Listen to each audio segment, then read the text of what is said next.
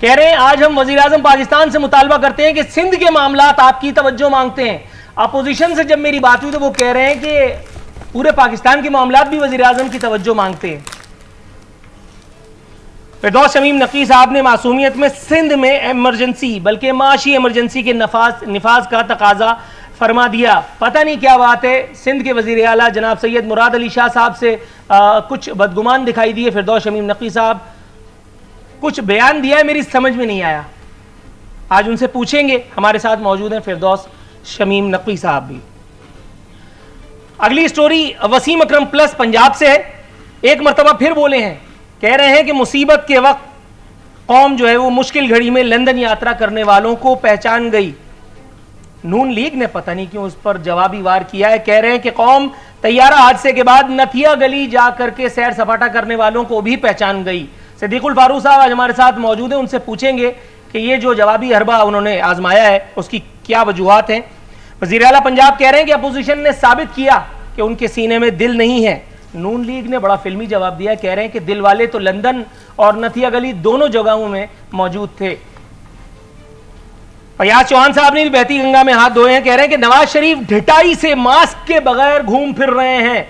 सिद्दीकुल फारूक साहब से मेरी इल्तिजा होगी, नून लीग से मेरी इल्तिमास होगी, एक मास्क का सवाल है बाबा, नवाज शरीफ साहब को अरसाल फरमाएं और शुक्रिया का मौका दें।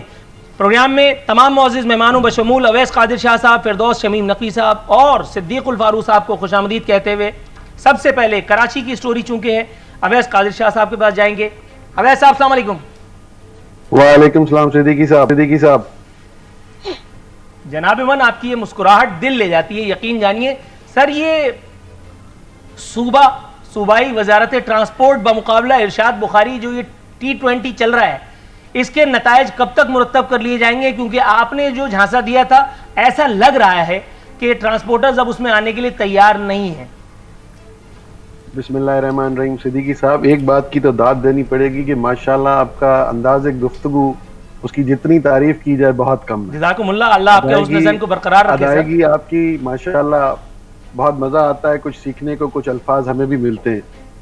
जहां तक आपने बात की कि कल ट्रांसपोर्टर्स ने ऐलान किया था, कोई प्रेस कॉन्फ्रेंस हुई थी, तो मैं एक चीज क्लियर करता चलूं कि किसी फर्द वाहिद की गुफ्तगू के बाद आप इसको ये कंसीडर ना किया जाए कि कराची की जितनी भी यूनियंस हैं उन्होंने ये बात की और उन्होंने ये कह दिया कि हम कल रोडों पे आ जाएंगे, ट्रांसपोर्ट ले आएंगे। ये कल एक प्रेस कॉन्फ्रेंस हुई थी, आज वो मुझसे सबकी मीटिंग भी हुई है, सबसे मिले भी हैं, सब ऑन बोर्ड हैं। SOPs जैसे कि हमारी तैयार हो चुकी हैं। अगर मैं इस डिबेट में जाऊंगा तो शायद आपकी जो अगली 2 स्टोरीज हैं उसको टाइम आप नहीं दे पाएंगे।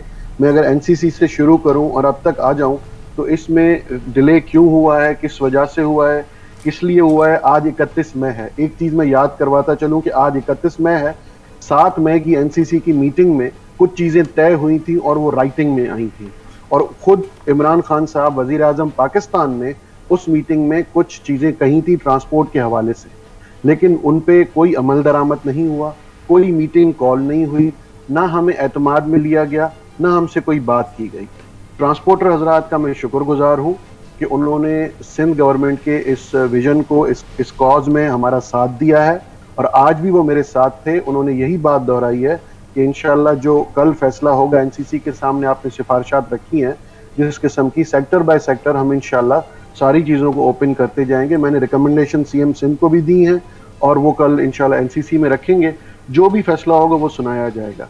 देखिए, एक चीज़ सबसे बड़ी बात यह है कि सुप्रीम कोर्ट के फैसले के बाद हम तो, फिरदौस शमीम नकवी साहब भी मेरे बुजुर्ग हैं, बैठे हुए हमारे साथ, मेरे कलीग भी हैं, लीडर अपोजिशन है।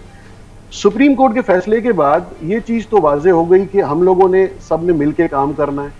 अगर हम कोई बात करते हैं और फेडरल गवर्नमेंट की नहीं मानते तो हम पे ये इल्जाम लगता है कि पॉलिटिकल पॉइंट स्कोरिंग कर रहे हैं, आप हमारे साथ काम नहीं करना चाहते। मेरा सिर्फ एक क्वेश्चन है छोटा, इसको आए बाएं शाएं ना किया जाए, कि 7 मई की मीटिंग के बाद चारों सूबों के वज़राए आला, गिलगित बल्तिस्तान के रिप्रेजेंटेटिव, आज़ाद कश्मीर के रिप्रेजेंटेटिव और खुद इमरान खान साहब उस मीटिंग में थे और मैं खुद उस मीटिंग में बैठा था। जो डिसीजंस हुए, जो आपने राइटिंग में दिए, जिन सेक्टर्स को आपने ओपन करने के लिए कहा, हमारे एतराजात थे, हमारे आर्ग्यूमेंट्स थे, लेकिन जिन चीजों पे कंसेंसस डेवलप हुआ, हमने वो फेडरल गवर्नमेंट की बात मानी। जो जो चीजें आपने कहीं के बंद रखनी है 31 मई तक, और आफ्टर 3 days, 3 दिन के बाद, दूसरा डिसीजन कोर्ट का अभी नहीं आया था, 3 दिन के बाद तीनों सूबों ने उसकी वायोलेशन कर दी, तीनों सूबों ने उसकी वायोलेशन कर दी, उन पेपर्स की धज्जियां उड़ा दी और कुछ भी नहीं बचा। आप देख रहे हैं कि इस वक्त इस मुल्क में केसेस की तादाद किस तरह बढ़ रही है। पहली मीटिंग हुई थी जब कहा गया कि फैक्ट्रीज ओपन की जाएं, उस वक्त 12,000 के लगभग केसेस थे। दूसरी मीटिंग मिड ऑफ रमजान में हुई, अप्रोक्सीमेटली 28,000 के लगभग केसेस। सर आपने जो कहा बिल्कुल दुरुस्त कहा, इसमें किसी किस्म की बात से कोई अदम इत्तेफाक नहीं। कंप्लीट कर लूं सिद्दीकी साहब, अब हमारे केसेस 70,000 एक्सीड कर गए हैं और हम और नरमी की तरफ जा रहे हैं। अकलमंदी का आप तयन कर लें कि दुनिया के सारे ममालिक में जब ग्राफ नीचे आ रहा था तो लॉकडाउन की नरमी की जा रही थी। अब जब हर जगह से डॉक्टर्स ने, आप 3-4 दिन से नोटिस कर रहे होंगे कि इवन पंजाब, केपी के, बलोचिस्तान, सारे डॉक्टर हजरात ने यह मुतालबा किया है कि अभी कोई ऐसा इकदाम उठाया जाए ताकि इन केसेस को रिड्यूस कर सके, जिनकी स्पीड इतनी बढ़ गई है नरमी के बाद, कंट्रोल नहीं हो रहा। थोड़ा सा तवक्कुफ की इस्तदा है। मैं कायदे हिज़्ब इख्तिलाफ सिंध जनाब फिरदौस द ग्रेट शमीम नकवी साहब के पास जाना चाहूँगा। हजरत, सबसे पहले तो ये कि भूल जाइए उस एक जुमले को, अपनी याददाश्त से तल्फ कर दीजिए जो अवैस कादिर शाह साहब से नादानस्तगी में निकला बुजुर्ग।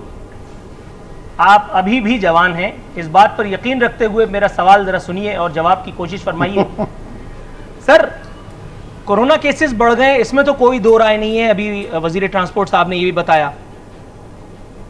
Deputy chairman senate Saleem Mandviwalla कह रहे हैं कि मुल्क में कोरोना केसेस में खतरनाक हद तक इजाफा हुआ है, अस्पतालों में जगह नहीं रही। चेयरमैन सेनेट का यहाँ क्या काम था, नहीं समझ में आया। जनरल नॉलेज का सवाल ये है, एक खबर मेरे पास रखी है, उसमें बताया गया कि सिविल अस्पताल में एक मरीज को मरने के बाद कोरोना का धक्का दिया जा रहा था। उसके लवायकीन ने उसके बाद नजराना अकीदत पेश किया, वो वीडियो वायरल हो चुकी है। लाश को कई घंटों तक हवाले नहीं किया गया। जिना अस्पताल में ये एपिसोड हो चुकी है। कराची के किसी अस्पताल में आप चले जाइए, किसी अस्पताल में कराची के इस वक्त आप चले जाइए, अव्वल तो आपको दाखिला ही नहीं मिलेगा, क्योंकि हजरत corona sponsored by Bill Gates मामू, ये हमारा सब्र आजमा रहे हैं। और दूसरी बात, इस वक्त जो डॉक्टर्स हजरात हैं वो पता नहीं क्यों किस किस्म की मसीहाई का जो है वो मुजाहरा करने पर तुले हुए हैं। आदमी कोरोना से बचे तो बचे, लेकिन दीगर बीमारियों से जो है वो इंशाअल्लाह ताला, अल्लाह माफ करे, मारा ही जाएगा। कुछ फरमाइएगा सर।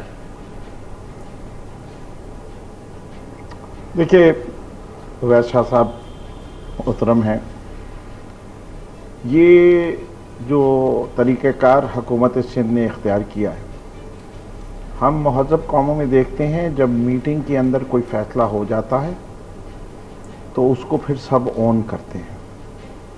पहले ऑन करो और मीडिया पे आके उसको क्रिटिसाइज़ करो कि हमने तो नहीं चाहा था, लेकिन अब ये हो रहा है। अगर आप नेशनल कमांड काउंसिल के फैसलों के मुताबिक अमल कर रहे हैं तो उनके नताइज को भी आपको ऑन करना पड़ेगा। हर सूबे को वज़ीर आज़म साहब